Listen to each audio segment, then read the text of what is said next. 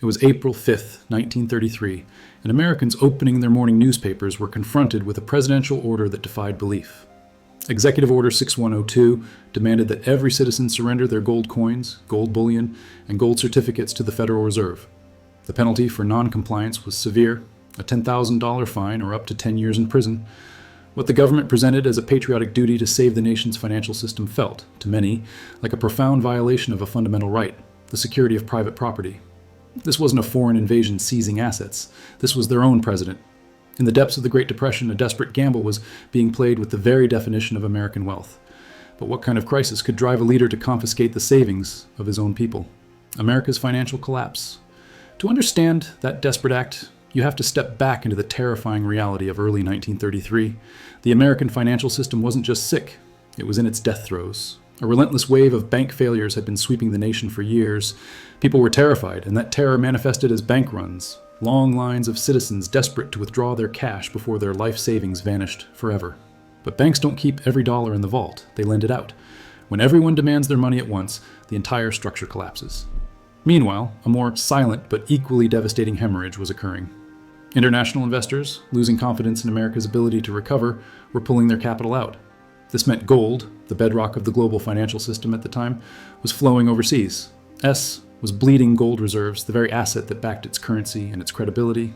This created a vicious, deflationary spiral. As money became scarcer, its value increased. That sounds good, but it's an economic nightmare. A dollar could buy more, but nobody had dollars. Farmers saw the prices for their crops plummet, yet the debts they owed on their land remained the same, fixed in nominal terms. Businesses couldn't get loans to operate. Homeowners faced foreclosure. The entire economy was seizing up, crushed by the weight of debt that became more expensive to repay with each passing day.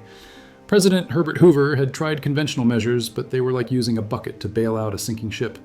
The system was broken beyond the capacity of traditional fixes. By the time Franklin Delano Roosevelt was inaugurated on March 4, 1933, the situation was catastrophic. Governors across the country had already been forced to declare bank holidays, temporarily closing financial institutions to prevent their complete dissolution. The nation's economic heartbeat had flatlined. The system was paralyzed, but the solution Roosevelt and his advisors were about to implement would do more than just restart the heart. It would perform a radical transplant, replacing the heart of the American monetary system with something entirely new. They were preparing to rewrite the rules of money itself. His first 100 days became a whirlwind of government action. The immediate crisis demanded an immediate, shocking response. Just one day after his inauguration, he declared a national bank holiday, effectively shutting down the entire American banking system. It was an almost unimaginable act, a voluntary freeze of the country's financial lifeblood to stop the bleeding. Behind closed doors, Roosevelt's inner circle was locked in a fierce debate. The core question was inflation versus deflation. The orthodox view feared inflation like the plague, argued that the greater evil was the crushing deflation that was strangling the economy. They believed the only way to break the cycle was to deliberately reflate the currency, to make money less valuable, which would in turn make debts easier to pay and prices begin to rise. To do that, they needed control over gold. Gold was the anchor that prevented the currency from floating away, but in this crisis, the anchor was dragging the entire ship to the bottom. The plan was radical: seize the gold and then devalue the dollar against it. This would create instant inflation and catch speculators who had been betting on America's failure off guard. The legal justification for such an extreme measure was found in a seemingly unrelated law, the Trading with the Enemy Act of 1917. Originally passed during World War I to restrict commerce with hostile nations, the act granted the president broad powers over financial transactions during a time of national emergency. Roosevelt's attorneys argued that the economic collapse constituted such an emergency. It was a creative, some said cynical, reading of the law, turning a weapon for external conflict inward against the American people themselves. On April 5, 1933, Roosevelt signed Executive Order 6102. The decision was made in secret, a calculated move to prevent hoarding and market chaos. The order gave Americans less than a month to turn in their gold. The stage was set for the largest peacetime transfer of private wealth to the government in American history. The decision was made, but the real question remained: would a nation built on ideals of individual liberty and property rights actually comply with what many saw as an act of confiscation? How they took the gold. The mechanics of the order were deceptively simple, yet breathtaking in their scope. Every person in the United States was required to surrender all gold coins, gold bullion, and gold certificates to the Federal Reserve by May 1st, 1933. There were only a few narrow exceptions: rare coins with recognized value to collectors, and a trivial allowance: up to $100 worth of gold coins per person, about 5 ounces. For a nation that had long viewed gold as the ultimate store of value, this was a profound shock. The government launched a massive compliance campaign, framing the surrender not as a seizure, but as a patriotic duty essential to national recovery. Treasury Secretary William Wooden gave radio addresses, and newspapers ran stories emphasizing civic responsibility. The message was clear. Turning in your gold would help defeat the hoarders and speculators blamed for the crisis. But the stick was always present. The threat of that $10,000 fine and a decade in prison loomed over anyone who hesitated. And yet, compliance was far from universal. The human stories revealed a deep undercurrent of resistance and heartbreak. Families showed up at Federal Reserve banks with heirlooms, gold coins passed down through generations, wedding bands and savings painstakingly accumulated over a lifetime, 67 per ounce. For many, it felt less like a transaction and more like a surrender, but not everyone complied. A secret economy of non-compliance sprang up immediately. Some buried their gold in backyards or hid it in floorboards. More sophisticated operators smuggled gold out of the country to Switzerland or Canada. An entire network of black market dealers emerged, buying gold at a discount to the official price and finding ways to move it offshore. The government estimated that only about 20-30% of the total gold in private hands was actually turned in. This created a bizarre duality, a public show of compliance masking widespread quiet defiance. The government had the gold it needed for its next move, but the real transformation, the part the public didn't yet see coming, was just beginning. The confiscation was merely step one. The true recalibration of American wealth was about to be revealed. The real heist revealed. The real masterstroke, the move that transformed the confiscation from a stabilization effort into what many saw as a heist, came less than a year later. On January 30th, 1934, Roosevelt signed the Gold Reserve Act. This single piece of legislation accomplished two staggering things. First, it formally transferred ownership of all monetary gold in the United States, including the gold just taken from citizens, to the Treasury Department. The Federal Reserve banks got paper gold certificates in return. The physical metal was now the sole property of the government. Second, and most crucially, the act gave the president the power to revalue the dollar against gold. Roosevelt immediately used it. 67 per ounce to $35 per ounce. This was not a small adjustment. It was a massive instantaneous devaluation of the US dollar by 69%. Think about what that meant. 67 an ounce. Now, that same ounce of gold sitting in the Treasury's vault was instantly worth $35.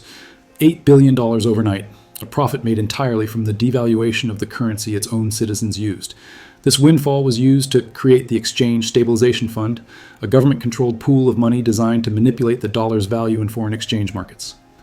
The legal fiction maintained was that citizens had voluntarily exchanged their gold at the old price. But in reality, they had been forced to sell right before the government dramatically increased its value. The international implications were immediate and severe. The devaluation was a declaration of economic warfare. It made American exports suddenly much cheaper on the world market, giving U.S. factories and farms a huge competitive advantage. Other nations, still clinging to the gold standard, were furious. They were forced to choose between watching their industries be undercut or devaluing their own currencies in a competitive devaluation race to the bottom. The stable international monetary system of the 192s was shattered, replaced by a volatile era of currency manipulation. The immediate banking crisis had been solved, deflation was halted, and a wave of inflation began to lift prices, easing the debt burden on millions. But the long-term cost was a fundamental shift in the relationship between citizens, their government, and their money. The state had not just stabilized the economy, it had demonstrated its ultimate power to redefine the value of private wealth by decree. The emergency measure had worked, but it established a permanent and unsettling new precedent for state control. Stabilization versus seizure. For the millions of Americans struggling to survive, the immediate effect was what mattered most, and the policy worked. The banking system stabilized, the panic subsided, the relentless deflation that had crushed the economy for 4 years was broken. Money began moving through the arteries of commerce again. People could once again access their savings, albeit without the gold that had backed them. From the perspective of ending the immediate crisis, Roosevelt's radical move was a success. The government had, by any practical measure, stopped a total collapse. But the cure came with a permanent, insidious side effect. By deliberately severing the dollar from its golden anchor, the government introduced a new and persistent force into the American economy: inflation. The value of money was no longer constrained by a physical commodity. It was now backed by government promise, a promise that could be diluted with the turn of a printing press. This created a hidden, gradual tax on every dollar saved. A dollar in 1934 would not buy the same basket of goods in 1944. The very concept of saving for the long term, of storing value in cash, had been fundamentally altered. Stability had been achieved, but at the cost of silently eroding the purchasing power of everyone who held dollars. The legal challenges were inevitable, and they raced to the Supreme Court. In the landmark 1935 case, Norman v. Sue, the court delivered a devastating blow to the concept of immutable property rights. The majority opinion, written by Chief Justice Charles Evans Hughes, upheld the government's actions.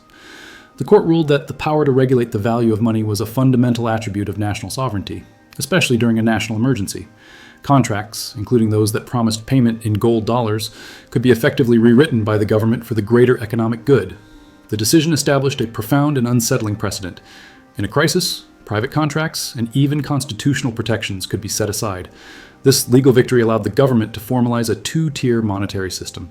Domestically, Americans now used irredeemable paper dollars, fiat currency, its value determined by government fiat. Internationally, for settling trade between nations, gold still flowed at the new official price of $35 an ounce. The average citizen was permanently locked out of the system that had once protected their savings. The psychological shift was perhaps the most profound legacy. For generations, money had been understood as something real, a tangible claim on a tangible asset. After 1934, money became an abstraction, a government promise. Trust was transferred from the solidity of the vault to the shifting sands of political and economic policy. The emergency measure, justified by the unparalleled crisis, did not fade away. It became the new permanent reality. Not just America. What happened in the United States was a dramatic application of a pattern that repeats whenever governments face existential financial threats. The formula is disturbingly consistent. A crisis emerges, the normal rules are suspended, and control over private capital is presented as the only viable solution. Just 2 years before Roosevelt's order in 1931, the United Kingdom faced a similar collapse in confidence. Hemorrhaging gold reserves, the British government made a stark choice. It abandoned the gold standard entirely, letting the pound sterling's value float freely. Unlike the American approach of confiscation, the British method was a sudden, clean break, but the effect was similar. The government severed the link between its currency and a tangible asset, opting for managed control over metallic discipline. It was the same medicine, administered differently. The most extreme example was Weimar Germany in the early 1920s. There, the government didn't just devalue the currency, it utterly destroyed the mark through hyperinflation. The Reichsbank printed money with such abandon that savings were wiped out virtually overnight. People needed wheelbarrows full of banknotes to buy a loaf of bread. This was a de facto confiscation of every mark saved by its citizens, a destruction of private wealth so complete it destabilized the entire society and helped create the conditions for radical political change. It was the same principle of state power over money, pushed to its catastrophic conclusion. This pattern continued long after the 1930s. In 1962, India passed the Gold Control Act, severely restricting the private holding of gold in an effort to stem the outflow of foreign exchange. The law criminalized the ownership of gold bars and coins for ordinary citizens, pushing a centuries-old tradition of gold saving underground. More recently, Argentina has become a textbook case of repeated confiscatory policies, from the Corralito in 2001 that froze bank accounts to relentless inflation that continually erodes the value of the peso. The common thread running through London, Berlin, New Delhi, and Buenos Aires is the invocation of crisis. The emergency, whether a banking collapse, a balance of payments disaster, or hyperinflation, always justifies the means. The rhetoric is hauntingly consistent. We must do this to save the nation, to protect the system, to ensure stability. The immediate threat creates a permission structure for extraordinary government power over the most personal aspect of citizens' lives, their financial security. This pattern continues to repeat because the incentives for governments remain powerfully aligned. Controlling the money supply is the ultimate lever of economic and political power. The 1933 decision in America didn't create this pattern, but it perfected a template that remains dangerously available to any state facing a moment of profound uncertainty, from gold standard to digital dollar. The 1933 template of crisis-driven control didn't end with gold. In 1971, Nixon completed the transformation Roosevelt began, severing the dollar's last link to gold for international purposes. We now live entirely in a fiat world where money is government promise, not tangible asset. This power is now being reimagined for the digital age with central bank digital currencies, CBDCs, which could offer unprecedented state oversight over every transaction. The fundamental question from 1933 remains: who ultimately controls your money? Call to action. That decision created the blueprint we still live with. Every crisis revives the question of control versus freedom. This pattern continues because the emergency always seems to justify the means. To understand how Nixon completed this story in 1971, watch this next. Subscribe to Finance Rewind for more untold stories of financial power.